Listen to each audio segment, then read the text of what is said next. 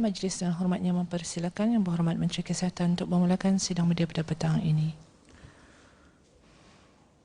Bismillahirrahmanirrahim. Alhamdulillahirrabbilalamin. Wassalatu wassalamu ala asyrafil anbiya mursalin Sayyidina Muhammad wa ala alihi wa sahbihi ajma'in. Assalamualaikum warahmatullahi wabarakatuh dan salam sejahtera. Pada hari ini, Rabu, 9 Jamadil Akhir 1443 bersamaan dengan 12 Januari 2022, sebanyak 38 kes baru jangkitan COVID-19 telah disahkan, yang membawa jumlah keseluruhan kes COVID-19 kepada 15,750 orang. Daripada jumlah tersebut, 28 adalah kes tempatan, manakala 10 adalah kes import. Jumlah kes baru ini adalah hasil daripada 4,145 jumlah ujian makmal yang dilakukan dalam tempoh 24 jam yang lalu. Oleh itu, kadar kes positif pada hari ini ialah sebanyak 0.9%. Di kalangan kes-kes yang sedang dirawat di Pusat Pengasihan Kebangsaan, satu kes dalam kategori 4 yang mana memerlukan bantuan oksigen dan di bawah rawatan rapi. Dan tidak ada kes dalam kategori 5. 10 kes telah disahkan sembuh pada hari ini, membawa jumlah kes yang sembuh di negara Brunei Darussalam kepada 15,381 kes, manakala jumlah kes aktif ialah sebanyak 267 kes. Sementara itu, kadar pengisian di pusat-pusat pengasingan di seluruh negara atau bed occupancy rate ialah sebanyak 7.1%. Sehingga kemarin 11 Januari 2022, pencapaian program vaksinasi kebangsaan adalah seperti berikut. Kadar keseluruhan penduduk yang telah menerima sekurang-kurangnya satu dos vaksin ialah 94.6%. Kadar bagi yang telah menerima 2 dos vaksin ialah 93.7%, manakala kadar bagi yang telah menerima 3 dos ialah 30.1%.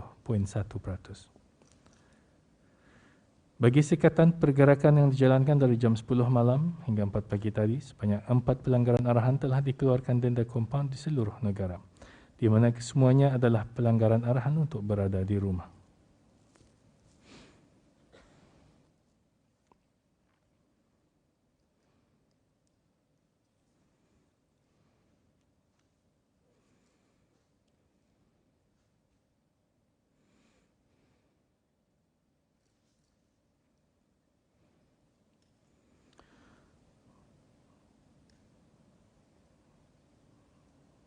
Marilah kita teruskan berusaha di samping memberikan kerjasama dalam sama-sama mengawal penularan wabak COVID-19. Semoga Allah Subhanahu Wa Taala sentiasa melindungi dan merahmati negara Brunei Darussalam agar kita semua terselamat dari segala musibah dan bencana, khususnya wabak COVID-19. Amin, amin ya rabbal alamin. Sekian, terima kasih. Seterusnya adalah kenyataan daripada Yang Berhormat Menteri Pendidikan. Majlis dengan hormatnya mempersilakan. Bismillahirrahmanirrahim. Assalamualaikum warahmatullahi wabarakatuh dan salam sejahtera. Alhamdulillah, sebagaimana yang kita sama-sama maklumi, sesi persekolahan penggal pertama bagi sesi akademik tahun 2022 bagi semua sekolah rendah, menengah, maktab dan pusat tingkatan 6 serta sekolah-sekolah swasta di bawah kawalan Kementerian Pendidikan telah bermula pada hari Isnin 29 Jamadil Awal 1443 bersamaan 3 Januari 2022, di mana bagi pelajar-pelajar tahun 10 hingga 13 sesi pengajaran dan pembelajaran telah dimulakan secara fizikal sebanyak 5 kali dalam seminggu.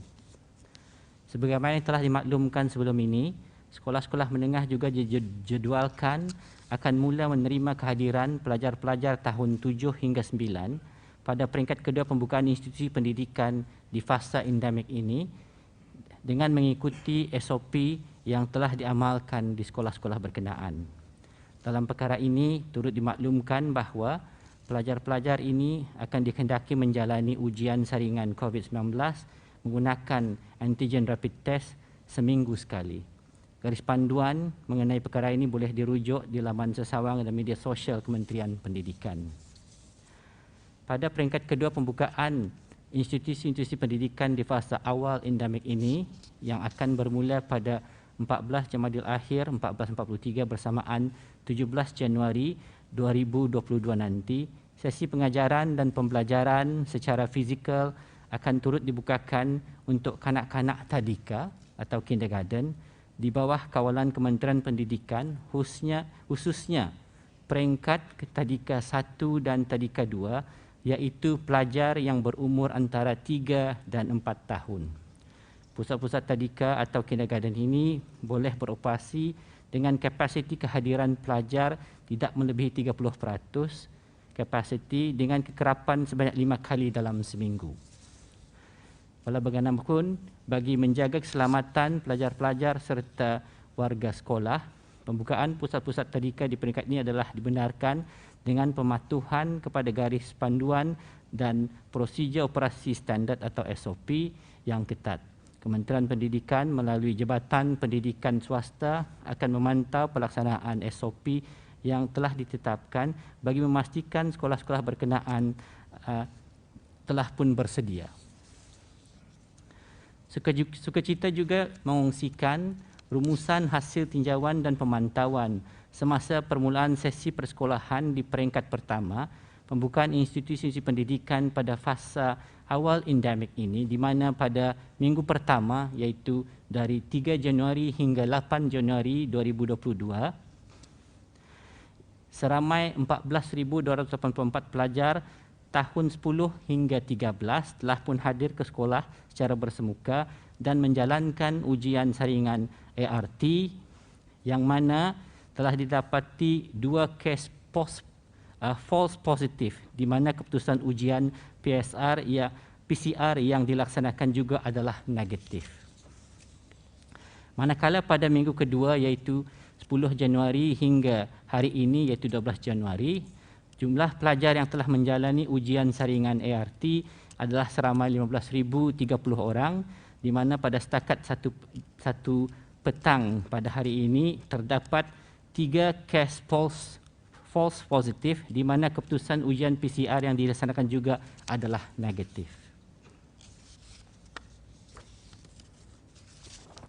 Alhamdulillah, pemantauan yang dilaksanakan oleh pihak Kementerian Pendidikan menunjukkan kelancaran SOP keselamatan dan proses ujian ART di sekolah-sekolah menengah, maktab dan pusat-pusat tingkatan 6. Dalam hubungan ini, sukacita merakamkan penghargaan dan berbanyak terima kasih di atas komitmen tinggi para pemimpin sekolah dan tenaga-tenaga pengajar yang bertugas serta ibu bapa dan penjaga dalam memastikan keselamatan para pelajar dan warga sekolah, dan pematuhan SOP yang ditetapkan adalah sempurna diikuti. Kerjasama dan sokongan padu dari para ibu bapa dan pihak-pihak berkepentingan adalah memainkan peranan penting ke arah kelancaran pengajaran dan pembelajaran pelajar-pelajar. Dalam sama-sama melindungi, kita berharap pembelajaran dan pengajaran secara fizikal ini dapat dilaksanakan secara berterusan dalam keadaan yang selamat dan teratur. Sekian, wabillahi taufiq wal hidayah. Assalamualaikum warahmatullahi wabarakatuh. Terima kasih Yang Berhormat Datuk. Dengan ini sesi sidang dibukakan soalan-soalan daripada pihak media. Sila perkenalkan diri dan agensi anda sebelum mengajukan soalan. Terima kasih.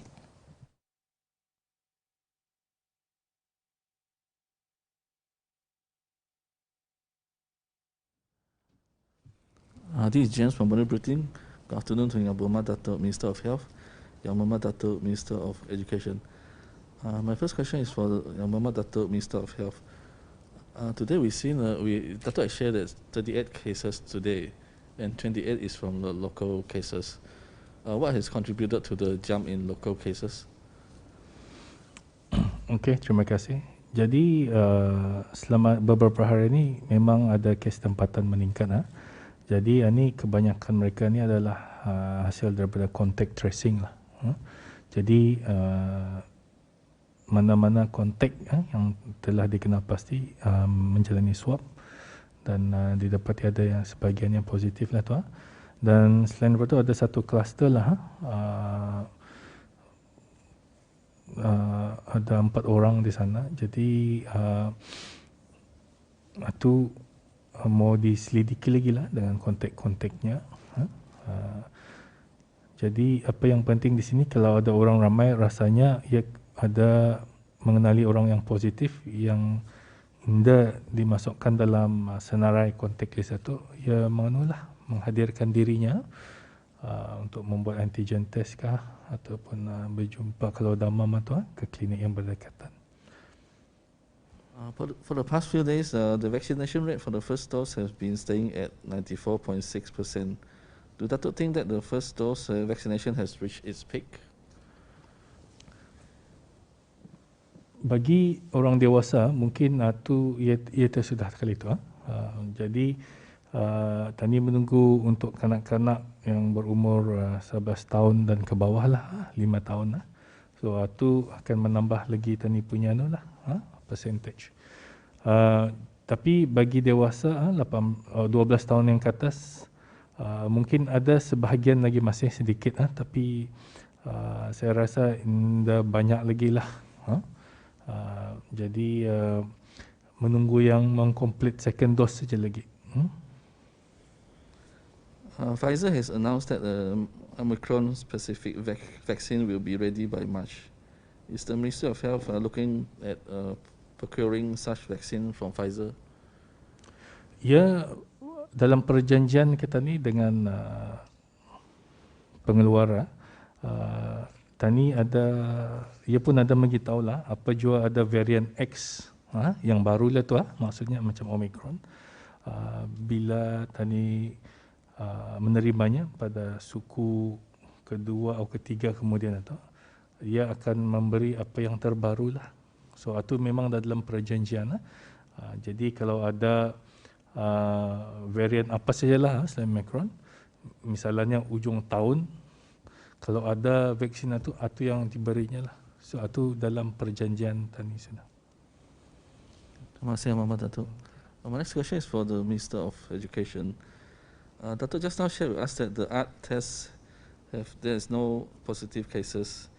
Just in case there is a positive case during art test, what's the standard operating procedure for student or the school? Terima kasih atas soalan tersebut. Untuk makluman bersama, setakat ini mana-mana ada kes positif yang melibatkan pelajar bukanlah disebabkan penularan ataupun jangkitan semasa mereka berada di sekolah, tapi yang melibatkan pelajar-pelajar yang masih lagi berada di rumah dan ianya adalah melalui household transmission. Untuk kalau ada didapati kes positif melalui ART, SOP Kementerian Pendidikan telah pun disediakan di mana pelajar-pelajar akan dikehendaki untuk menjalani ujian PCR di hospital ataupun di health center serta-merta dan hanya akan dibenarkan kembali ke sekolah setelah mereka mendapatkan ujian keputusan negatif dan juga atas nasihat Kementerian Kesihatan. Dalam kesempatan ini Kementerian Pendidikan memohon kerjasama ibu bapa dan juga penjaga agar mana-mana anak-anak ataupun pelajar-pelajar yang mempunyai simptom-simptom seperti flu, demam panas, gaselisma untuk tidak menghantar mereka ke sekolah dan mendapatkan rawatan ke klinik-klinik ataupun hospital, dan selepas itu memaklumkan kepada pihak-pihak sekolah supaya pihak sekolah pun mengetahui keadaan mereka itu. Ataupun mana-mana jika terdapat dalam household atau di rumah itu ada yang menjalani arahan kuarantin dan masih belum menerima ujian PCR-nya, agar student-student ataupun pelajar-pelajar yang terlibat untuk juga tetap dinasihatkan untuk berada di rumah sehingga mereka dapat mendapat ujian yang negatif dan mendapat nasihat dari pihak Kementerian Kesihatan dalam masa itu dari segi pembelajaran atau pengajaran mereka akan dilaksanakan melalui dengan dalam talian ataupun dari segi home learning pack. Terima kasih. Just now Dato' also shared with us that kindergarten will start their study on 17th of January. Can Dato' share with us what's the SOP that parents or guardian need to comply to?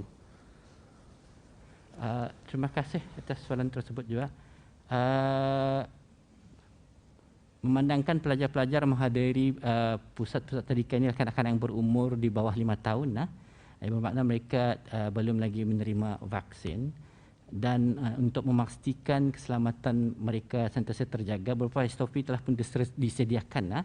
Ini termasuklah seperti pusat-pusat tadika hanya dibenarkan beroperasi setelah lulus pemeriksaan dan mendapat kebenaran dari Jabatan Pendidikan Swasta Kementerian Pendidikan. Kedua, ibu bapa dan penjaga kepada pelajar-pelajar yang dihantar hendaklah lengkap mendapat 2 dos vaksin dengan menunjukkan pengesahan vaksinasi yang diterima dan mempunyai kod Bruhel berwarna hijau atau kuning saja. Dan semua pelajar-pelajar tadika nanti insya-Allah akan dikehendaki untuk menjalani ART-nya seminggu sekali dengan keputusan negatif, dan hanya kanak-kanak yang mempunyai keputusan ART yang negatif saja dibenarkan untuk hadir ke premis-premis berkenaan.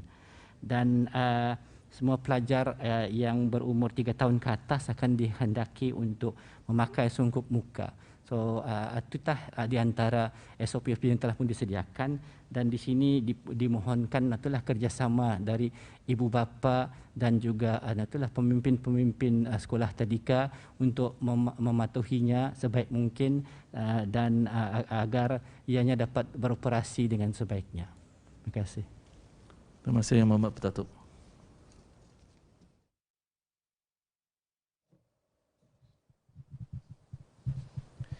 Terima kasih atas soalan-soalan yang diajukan, dan terima kasih juga kepada Yang Berhormat Menteri atas penjelasan yang diberikan.